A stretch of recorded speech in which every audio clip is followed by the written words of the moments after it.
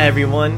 Have you ever been faced with a particularly big problem, something that was somewhat complex and seemingly difficult to solve, like it is a very steep mountain of which you never think you can get to the top of? However, maybe you looked at some problem solving, I'm going to say techniques or strategies, and they talked about possibly breaking down the problem into small, finite, specific steps. Well, this is the study of algorithms. An algorithm essentially is a specific set of instructions to solve a problem. It allows us to break down something complex, or basically anything, into a series of discrete, specific steps. By discrete, it simply means something in the background that we take for granted. Now, we've already kind of done this through the study of discrete structures. For example, we said that strings are immutable, but I taught you ways that you could possibly get around that. Well, there are several well-known algos, quote unquote, in computer science, such as sorting and searching, like the so-called divide and conquer algorithm that you might find in a Google search. Another example of an algorithm that we use every day is Dijkstra's algorithm. Dijkstra is the algorithm, or how your global positioning system, or GPS, in your car or in your phone allows you to choose the shortest path from, say, your house to your final destination. So let's take a look at some typical algorithms that your computer can use. All right, we're going to take a look at algorithms and flowcharts. As I said before, any task, whether it be a programming task or even tasks like finding a job, fixing your car, cleaning your house, it can be divided into smaller pieces. In this particular case, we are going to divide it up into planning or problem solving, and this is where we can actually think of ways we can possibly solve the problem and then order these tasks into a sequence, and hopefully this sequence results in the solving of our problem. Now, this particular ordering or sequencing of tasks or steps is what we refer to as an algorithm. So that problem solving phase is then followed by the implementation phase, in which we actually do it, in which we actually apply the sequence of steps that we have thought of. So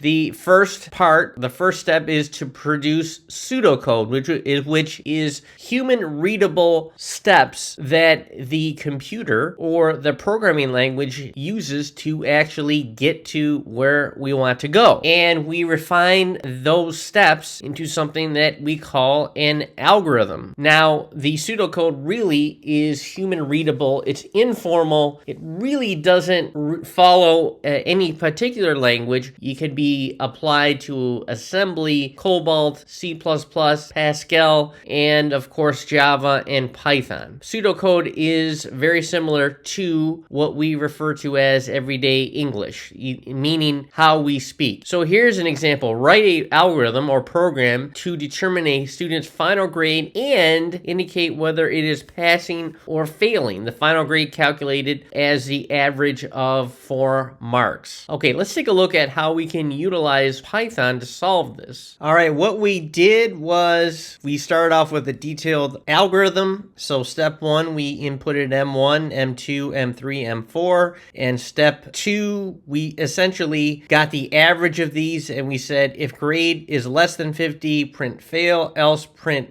pass, and we can actually do a flow chart, and the flow chart shows the logic of the algorithm, emphasizes individual steps, and it shows the flow control from one action to the next. And here's the basic flow chart symbols, and we don't need to worry about the flow chart right now. Let's take a look at the code itself. Let me move this into position, and I created a program called pass passfail.py, and we can go into passfail to take a look at it. Sudo vim passfail, press enter. And again, let me just make sure this is in focus. Here are the grades. I just said 89, 90, 45, and 95, and I established total as a reference variable. Now, this actually does two things. It creates the variable total, but when I say equals 0, what it does is it positions the variable. Not only does it give it a very valuable, but, and I'll put this as a comment right here, it creates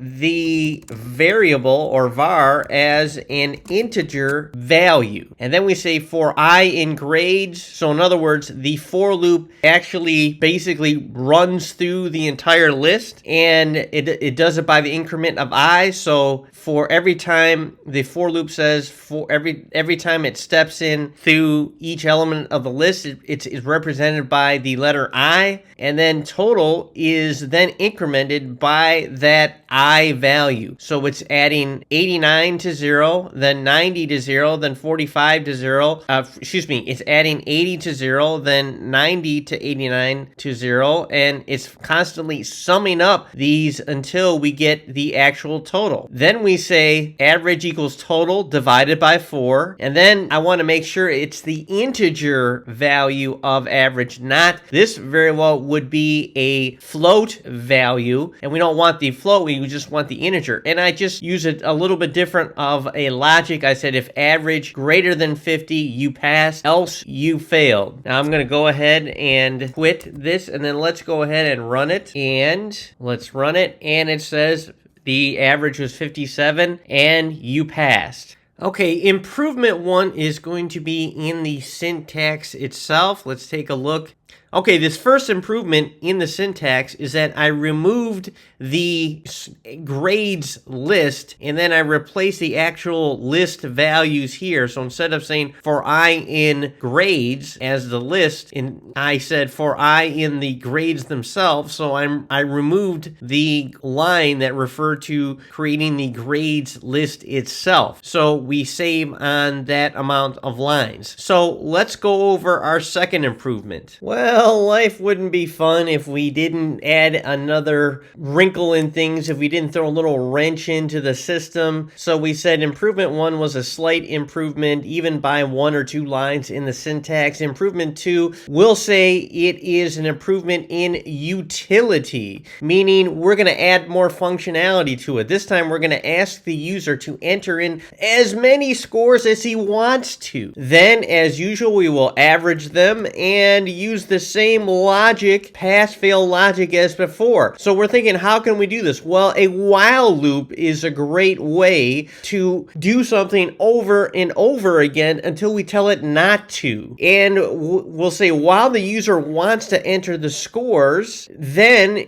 when he's done, we will average them and utilize that same pass-fail logic. Now we're going to go ahead. If you take a look at this right here, this is from before. This is exactly from before. We still have the total equals 0. This time, if you can just pay attention to this top line here, we're establishing a reference value to be equal to true. And this gives us another type of variable. Now we talked about the different types of variables, strings, integers. This time, this is a binary type of variable. And in Python, the word true or false is a key word. It is a reserved keyword, and we can see that true is written capital T-R-U. So if you use a lowercase t-r-u, you may wind up in an error situation. Now we're saying while ref. This is saying while ref is true, even though we just say ref is period, because by default, whenever you assign a logical variable, ref will be presumed to be true. And so we're saying while ref exists, or just while ref. We could also say while ref equals true, but we're saying we're issuing the input command enter student score, and we're saying, and we need a way to delimit, like a delimiting condition, and then we're saying type 0 when done. So if the score is equals 0, meaning if the score and 0 are the same, guess what? Reference equals false, and the while loop is broke. So the while loop ends is broken right here, because the while loop starts here,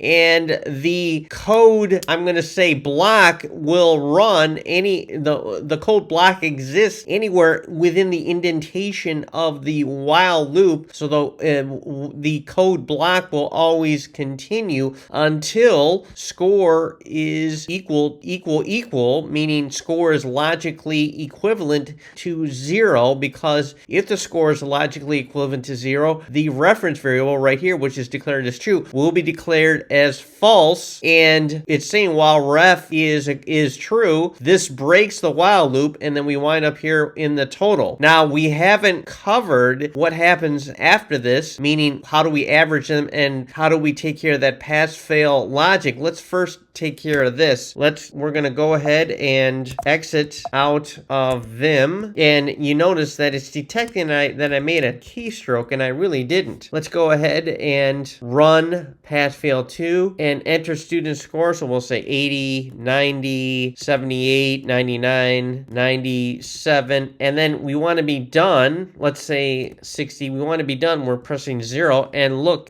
our while loop has broken right there because it did give us the total. Now we're going to go ahead and we're going to take care of this next little piece. How do we average? How do we average this total? Because how do we know? We know to average the total, it's totaling the scores over the amount of scores that were given, and that gives us the average. However, how do we tell the computer, and how do we keep track of the amount of scores we put in? There's no list, there's no everything. Well, what if, for example, we added yet another reference variable, let's say tries, or let's say or let's say items is equal to 0. So if score is logically equivalent to 0, reference equals false, and the while loop breaks, else total equals score, and then what we'll do, we will increment the items by 1. So let's go ahead, items plus equals 1. So we print the total, but we want the average, so we'll say average. We can activate this. You notice that when I put the pound sign in front of these became that blue color. Anyways, average is equal to, let's get our spacing right here to comply with PEP 8. But anyways, average equals total divided by items, and let's make sure that average is also the integer value because we don't want the float value. And then we're going to print the average. So notice that I'm still able to successfully utilize the same commands. And again, if average is greater than 50, print you passed, else you failed. So let's go ahead and make sure we didn't fail at this algorithm. We're going to right quit this, and let's go ahead. Let me just do clear to clear out our work area right here, and let's run this. So let's see, 89, 78, just writing in some final possible scores, and let's type 0. Okay, so the total is 518, and it was divvied up by the appropriate amount of items, and the score is 86. And let's go ahead and let's make sure that we are keeping track of our items. So we're going to say items equals 0. Let's make sure that everything is okay. 1 second. Okay, this is what I wanted to check out. Every once in a while, you get unintended results. Well, actually, in programming, you always wind up with unintended results. And my biggest fear was since we're starting at 0, I thought it would overcount, meaning it's technically taking in that last 0 as a result, possible result. And I wanted to make sure it didn't add a 1 here. Of course, it shouldn't because it's outside of this initial if and it's in the else. But what I did was, or what we can do as programmers, we can run a very small set just to make sure. So for example, let's say we have 78, 90, and 99. So those are 3 scores, and we're going to issue 0 to finish. And we did want to verify that we entered only 3 scores, and thus those are the only 3 that it was calculating by. Because in other words, if we entered in 3 scores and it technically the items equaled 4 for some reason because of unintended consequences, then the results would be skewed, but they weren't. So we are taken care of. Now let's move on to let's move on to another algorithm. Our next algorithm involves selecting the largest. So you have various items or objects and you want to select, say, for example, the largest from a list of numbers. So you can imagine a large list of numbers and you want to select the maximum value. So one tip is start small. So in other words, we're going to start with just a small list, and let's go ahead and look at this now. In order for me to explain this code, we need to go back to this notion right here. Let's go to our idle, and there is the notion of what we can call transference. So if we said A equals 0, B equals 1. Wait a minute, am I in Python? I want to get into Python 3. Okay, sorry about this. So if we said A equals 1, A equals 0, I'm sorry, it's getting late for me. My apologies. B equals 1. So A equals 0, B equals 1. So A is 0, B is 1. But we can reverse them. We can say A comma B is equal to B comma A. So this kind of transfers these values. So now A will hopefully be equal to 1 and B will be equal to 0. That's kind of what we are doing here. Let's go back here. And we have list of stuff equals 50 comma 34. If list of stuff 0, that's referring to this, the very first offset right here, which is the 0, is less than the next value, which is list of stuff 1, nothing happens, okay? And of course, that's not true. But then, because it's not true, because the list of 0 is in fact greater than the list, than the next one, we have the item assignment here, meaning list of stuff 0, list of stuff 1 equals list of stuff 1, list of stuff 0, and then we tell it to print list of stuff. So let's go ahead and do that. Let's run this program, which is, we do Python 3, and then the name of the program. And in fact, it does reverse them, 34 and 50. Let's take a look at where the list started. The list of stuff started at 50, 34, and we wind up with 34, 50.